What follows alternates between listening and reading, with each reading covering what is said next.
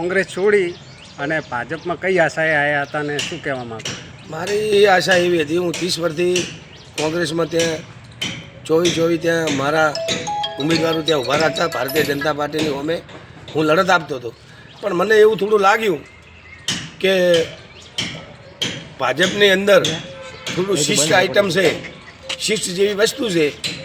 અને મંત્રી સાહેબ સ્વરૂપજીના ઠાકોરના કારણે મેં એવો વિચાર કર્યો અને વિકાસના કારણે વિચાર કર્યો કે ત્યાં સારી એક સંગઠનને છે, એટલે આપણે કોંગ્રેસ છોડી અને ભાજપમાં જોડો.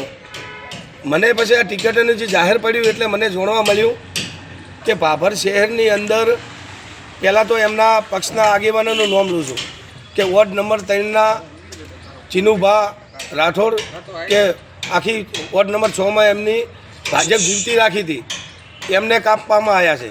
બીજા નંબરમાં કે કનાભાઈ ગણપત, કે એમને પણ કાપવામાં આવ્યા છે.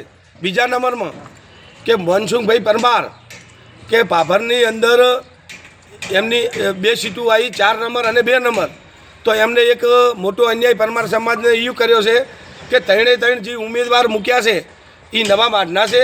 તો જૂના માઢની જે પરમાર વાસરે તે એમને એક 2 નંબરમાં ઉમેદવારી કરી હતી, એમને અન્યાય થયો છે.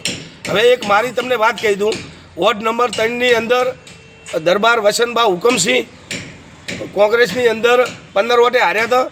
તે મને પૂરેપૂરો ભરોસો હતો કે મને ભારતીય જનતા પાર્ટી ત્યાં લડાવશે. પણ ત્યાં એમને કોંગ્રેસવાળાને 4 જણાને ટિકિટ આપવામાં આવી છે. તો સ્વરૂપજી ઠાકોરના વિશ્વાસના કારણે હું ભાજપમાં જોડાણ હતો. તો કદાચ એમને ટિકિટો નથી આપી તો 5 કોંગ્રેસના ઉમેદવારને ટિકિટ નથી આપી, તો મને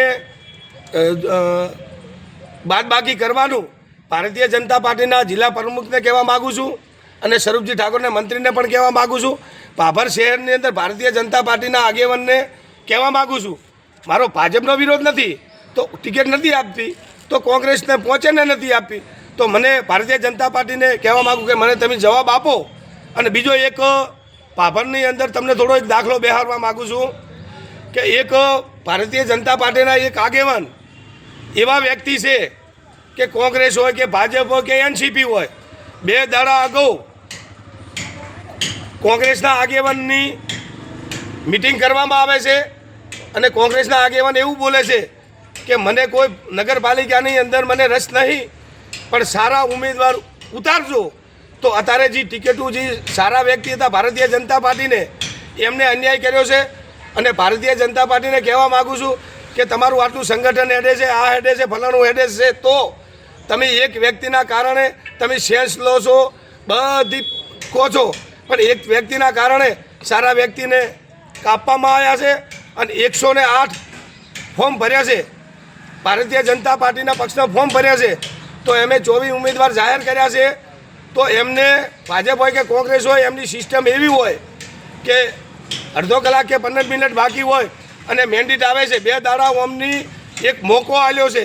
તો નારાજગી વ્યક્તિઓ છે એમને એક મોકો, કારણ કે હવે છેલ્લી વાર ચૂંટણી જે લડવાના અમુક વ્યક્તિઓ છે એ તો એમના થોડા એ તૈયારીમાં તો હોવાના છે.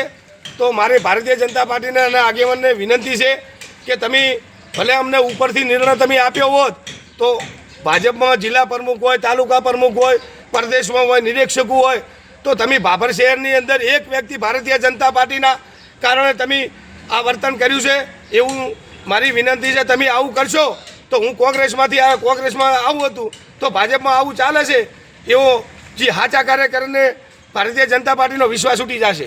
શું આ ટિકિટ ફાળવણીની અંદર સગાવાદ કે વાલા દવલાની નીતિ અપનાવવામાં આવી છે ખરી? ભારતીય જનતા પાર્ટીની હગાવાલાની તમે વાત છોડો. ઠાકોર સમાજને જે અત્યારે ભાભર શહેરની અંદર બક્ષીપરની 100 સીટો આવતી હતી, એમાં 3 સીટો ઠાકોર સમાજને આપવાની હતી.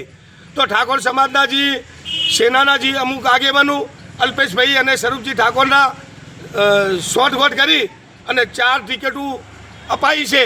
તો પછી હું 15 વોટે એક હાર્યો હતો મારા વિસ્તારની અંદર, તો કોંગ્રેસમાંથી 4 જણાને કાપવાના હતો.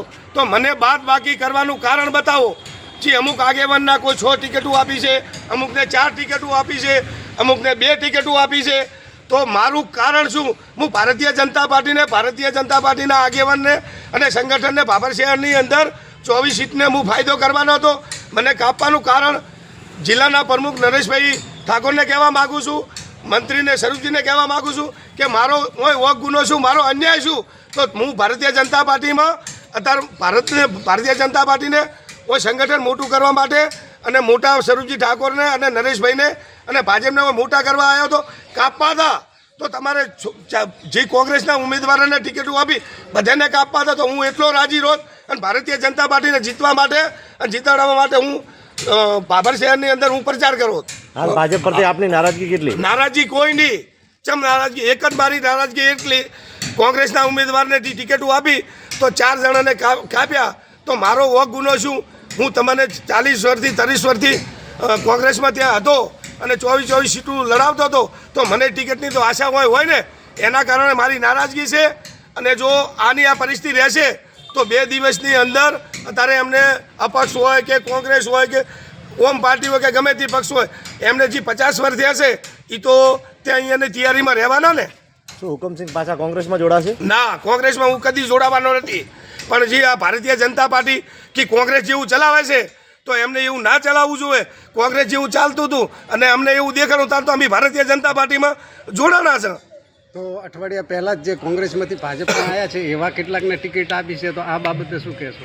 જો ભારતીય જનતા પાર્ટીમાં કોંગ્રેસના જે આગેવાનો જે જોડાના, એક મહેશભાઈ ને ટિકિટ આપી છે, બલાજી ઠાકોર કોંગ્રેસના હતા એમને ટિકિટ આપી છે, વિનાભાઈ મોય વોર્ડ નંબર 4માં કોંગ્રેસમાંથી ભાજપમાં જઈ અને જે એને વાટાઘાટા કર્યા પછી હવે ગોડાભાઈ એવા વ્યક્તિઓને કોંગ્રેસને ટિકિટ આપી છે. તો હું તો ભાભર શહેરની અંદર સક્ષમ હતો. આખું ભાભર શહેર, ભાભર તાલુકો, ગુજરાત એમ કહેતા હતા હુકમસિંહ 15 વોટે હાર્યા છે તો એમને નારાજ ના કરશો, ટિકિટ આપો. કના કારણે મને અન્યાય થયો છે એ ભારતીય જનતા પાર્ટીના આગેવાનને હું કહેવા માગું છું. તો એક બાજુ એવું કહેવામાં આવ્યું છે કે કારણ કે ભાજપ દ્વારા 3 ટર્મ લડેલા હોય એમને નહીં મળે અને લોહીનો સંબંધ નડતો હોય એમને નહીં મળે. એ તો નોમ બાબતનો છે. અત્યારે બલુભાના છોકરાના એમના ઘરથી ટિકિટ આપી છે, હું સ્વરૂપજીના સંબંધીને ટિકિટ આપી છે. લોહીના સંબંધનો તો કોઈ આવો નથી. એક ભાભરની શહેરની અંદર ભાજપ હોય કે કોંગ્રેસ હોય કે ઓમ પાર્ટી હોય કે એનસીપી હોય, એક વ્યક્તિના કારણે આ બનાવ બન્યો છે. અત્યારે ભારતીય જનતા પાર્ટીના આગેવાનને તો ખાલી એક ફોર્મ્યુલા જ કરવાની છે, એક વ્યક્તિ હોય કરે છે. તો શું આ સામાન્ય લોકો માટે નિયમો બનાવ્યા હતા પાર્ટીએ? આ સામાન્ય જી અમદાગો વડાપ્રધાન હતા, ચા બનાવીને વડાપ્રધાન બન્યા છે.